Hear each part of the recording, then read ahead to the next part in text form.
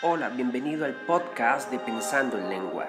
Te invitamos a ponerte cómodo y a disponerte para escuchar el capítulo de hoy. ¿Qué es ser pentecostal? Parte 1. Bautismo en el Espíritu. Cuando se inicia a estudiar el pentecostalismo, casi siempre la pregunta es más existencial y de identidad que cualquier otra. Es decir, cuando un pentecostal quiere saber de su fe, lo más seguro es que quiere encontrarse y reconciliarse con su denominación o movimiento. Pero ¿por dónde iniciar a conocer nuestra fe pentecostal? Lo que muchos dirían al unísono sería que habláramos del don de lenguas o los dones como tal. Pero nos ha parecido al equipo de Pensando en Lenguas que hay algo que enmarca de una manera más apropiada el pentecostalismo, desde una mirada más global, y esto es el bautismo en el Espíritu Santo. O como lo dice el doctor Daniel Castelo interpretando a uno de los eruditos pentecostales, el bautismo en el Espíritu representa una categoría de trabajo, metáfora, doctrina y experiencia que no puede descuidarse en las diferentes discusiones sobre qué es lo que hace el pentecostalismo. Sobre qué es el bautismo en el Espíritu Santo hay por lo menos dos puntos de vista generales, que así los he llamado, el corporativo y el de empoderamiento, o como los llamaría el doctor Frank Mascia, el soteriológico y el carismático. Estos puntos de vista se notan que parten de una lectura e interpretación bíblica. Por un lado, el punto de vista soteriológico es predominantemente de la lectura bíblica de Pablo, y por otro lado, el punto de vista carismático es de la lectura bíblica de Lucas. Por un lado están los reformados y personas cesacionistas leyendo e interpretando a Pablo, y por otro lado están los pentecostales y continuistas con su nueva lectura de Lucas. Punto de vista corporativo o soteriológico.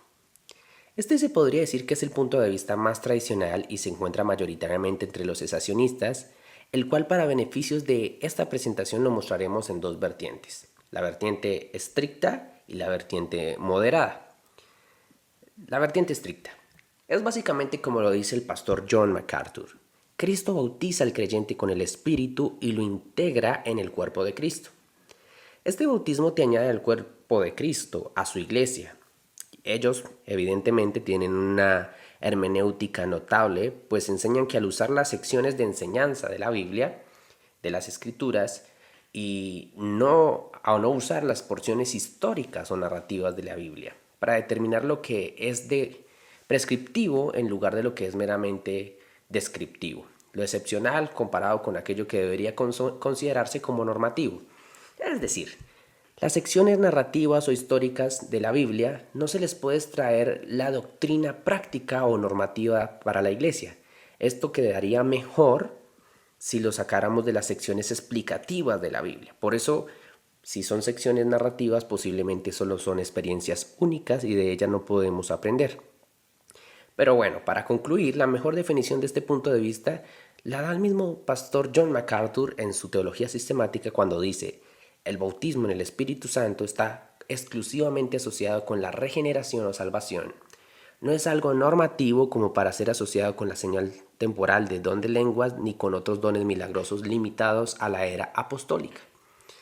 En este punto de vista soteriológico, esta vertiente estricta, eso es lo que dice. Pero también hay una vertiente moderada. Dado a que hay tanta evidencia que han presentado los dos puntos de vista, los cesacionistas y los continuistas, la gran conmoción que ha causado en el cristianismo este tema en los últimos 100 años, hay quienes desde el punto de vista tradicional no se atreven a optar por ninguna de las dos partes totalmente, sino que se abren a la posibilidad, pero con moderación. Esto ocurre entre los cesacionistas no tan estrictos o continuistas moderados, que verdaderamente es difícil saber si su enfoque es cesacionista o continuista. ¿Qué quieren? Un punto intermedio, pues les parece que hay dos opciones que son buenas, pero que son demasiado extremas. O por lo menos así lo plantea el doctor Millard Erickson en su teología sistemática. Hay muchas evidencias por ambas partes. Cada grupo puede citar una impresionante cantidad de datos que son ventajosos para su postura ignorando todos los datos presentados por el otro grupo. Sin embargo, esta falta de certeza histórica no es un problema, porque incluso si la historia probase que el don de lenguas ya ha cesado, no existe nada que impida a Dios restablecerlo. Por otra parte, la prueba histórica de que el don ha estado presente durante varias etapas de la Iglesia no validaría los fenómenos actuales. Por lo tanto, invita al Dr. Millar Erickson, lo que debemos hacer es evaluar cada caso según sus propios méritos. Entonces, en este punto de vista de qué es el bautismo en el Espíritu Santo, este es el punto de vista corporativo o soteriológico, más que todo de inclinación a las personas tradicionales o cesacionistas, y este punto de vista tiene dos vertientes, la estricta y la moderada. Punto de vista número 2, el de empoderamiento o carismático. Este es el punto de vista más aceptado entre los continuistas y por ende en los pentecostales. Este punto de vista tiene por lo menos también dos vertientes. Está la primera vertiente, que es la vertiente evidencialista.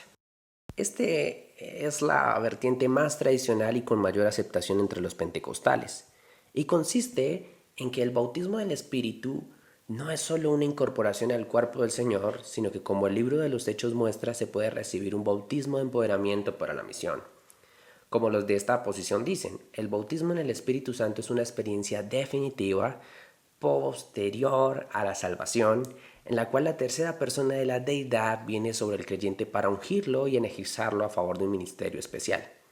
Esta experiencia se describe en el Nuevo Testamento como el Espíritu cayendo sobre, viniendo sobre o derramando sobre el creyente de una forma repentina y sobrenatural.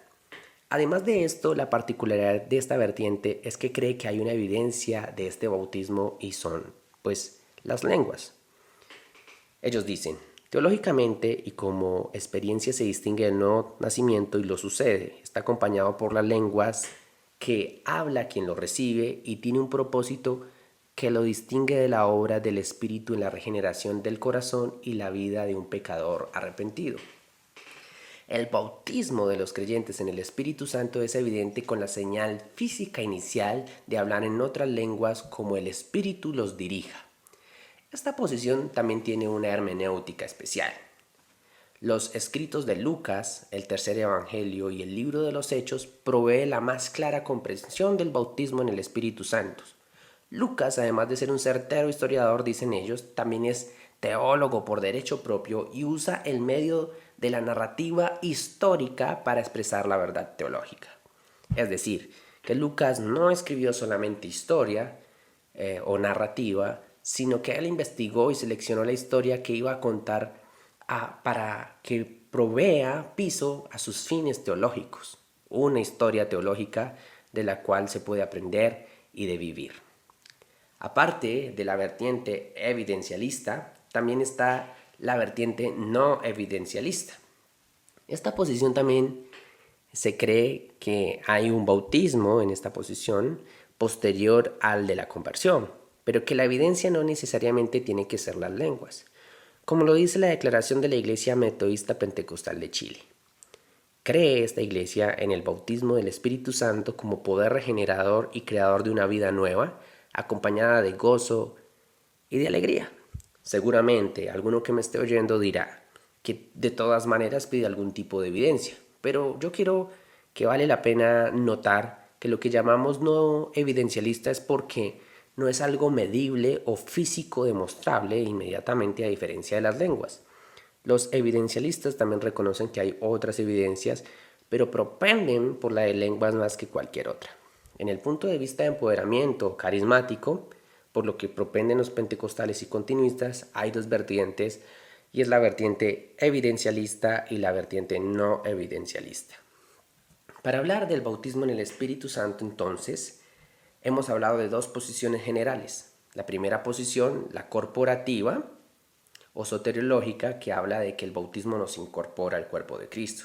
La segunda posición, carismática o de empoderamiento, que habla de un bautismo del Espíritu Santo que nos empodera, ¿cierto que sí?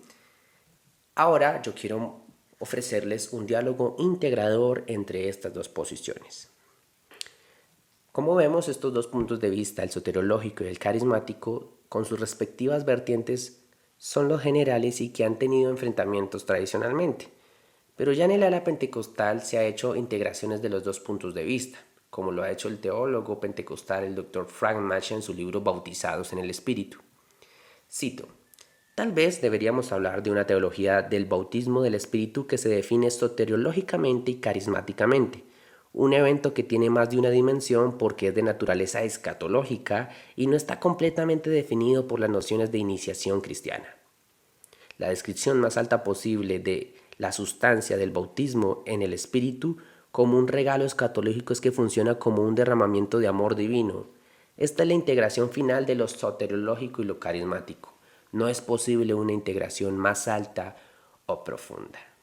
Bueno, en este podcast quisimos ofrecer las diferentes perspectivas más tradicionales acerca del bautismo en el Espíritu Santo. También quisimos mostrar que cada punto de vista tiene dos vertientes y que no es couniforme o todo mundo cree lo mismo, pero que como pentecostales deberíamos hablar más del bautismo en el Espíritu Santo que escoger alguna de las dos vertientes, porque esto seguramente nos hallará y nos ayudará a construir nuestra identidad pentecostal.